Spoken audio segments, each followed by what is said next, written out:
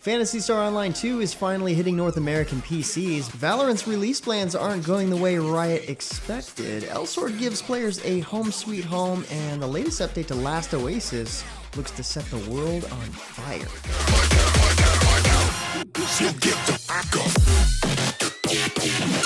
What's up, guys? James Blonde here with your weekly recap for gaming news and announcements of the week of May 22nd, 2020. So, pop quiz.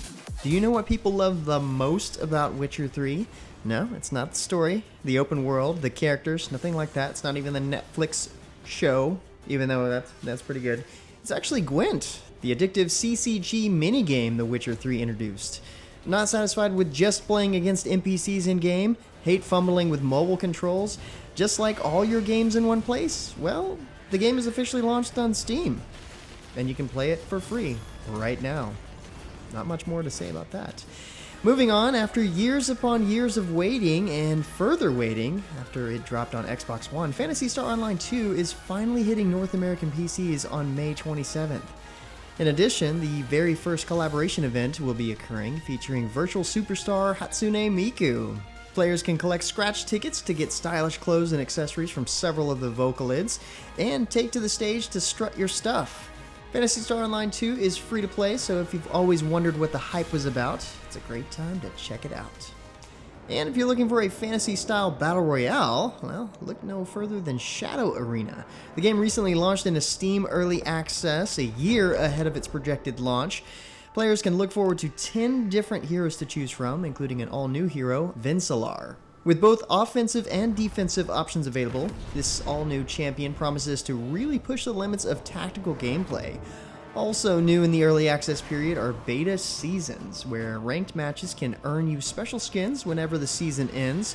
Once again, Shadow Arena is out now in early access on Steam for free, though if you want to permanently keep any characters, you're gonna have to cough up some cash or do some serious currency grinding.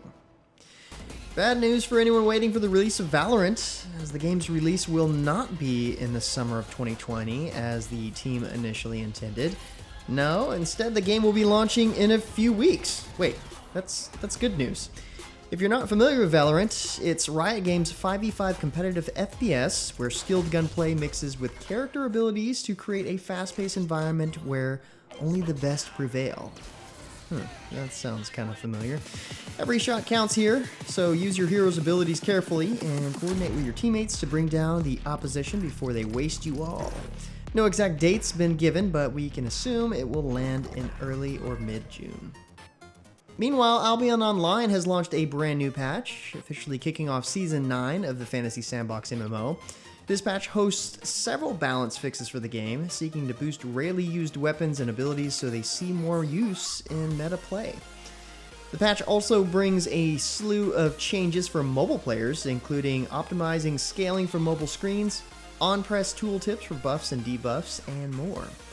The patch is currently live, so you can experience these changes right away. And over in EVE Online, the third and final chapter of the Intense Invasion expansion is now live, featuring massive events that can be done by players of any level.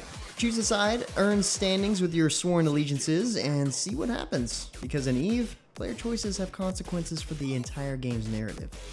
The game's also going to be launching an update on May 26th to improve the player-built structures in the game and introduce formal mechanics for deserted structures.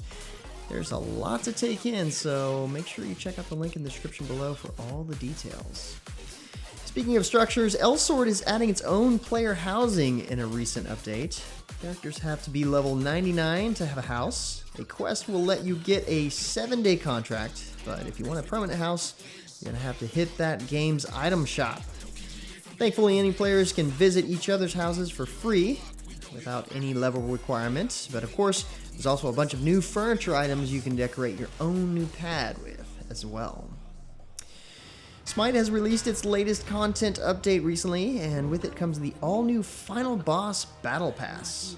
Players can look forward to 4 brand new champion skins and several themed rewards, some of which are even unlocked for free. That's nice. The update also buffs Artemis, Rom, and Emir to bring them into a more competitive point. The content is now live, so log in to SMITE to check it out. Keeping on the Battle Pass theme, Brawlhalla has updated to include its Season 1 pass. A whopping 85 rewards await players, including exclusive skins available only during the season. New emotes, KO effects, all new color schemes, and more await intrepid brawlers. All players will have access to the main features with an option to purchase the gold track to unlock even more. Daily, weekly, and general missions have also been added to help players progress, not to mention several weapon balance checks to make the game feel much better overall. Meanwhile, this past week, Last Oasis has released its Scorching Sun update, which does one major thing. It sets things on fire. Yes, oases will now decay after a certain amount of time, forcing players to eventually move on to another oasis of land. This fits pretty well with the nomadic theme of the game, as they don't want players getting comfortable and settling on a single oasis for too long. But it does come with its own issues too, especially as players will get booted off their oasis when it decays, whether they've been playing or not. And finally, let's take a quick look at the free stuff this weekend. ArcheAge Unchained is still offering a free trial of its premium server as it promotes its upcoming Garden of the Gods expansion, which runs until May 25th. You just need the crazy long AAU free trial 2020 code on the Glyph platform, and you're in. Epic Games Store this week isn't offering The Witcher 3 as rumored, but it is offering Civilization 6, which is currently still selling for $60. Gotta say, that's a pretty good deal. And it's beginning a new season of DLC, so it's definitely worth grabbing for sure. And DayZ is free to play on Steam this weekend, so there's something for everyone. But with that said, that's about it for all the major news and announcements for this week. Be sure to stay safe and keep your families healthy. Like always, you can find more information on the news topics linked in the description below.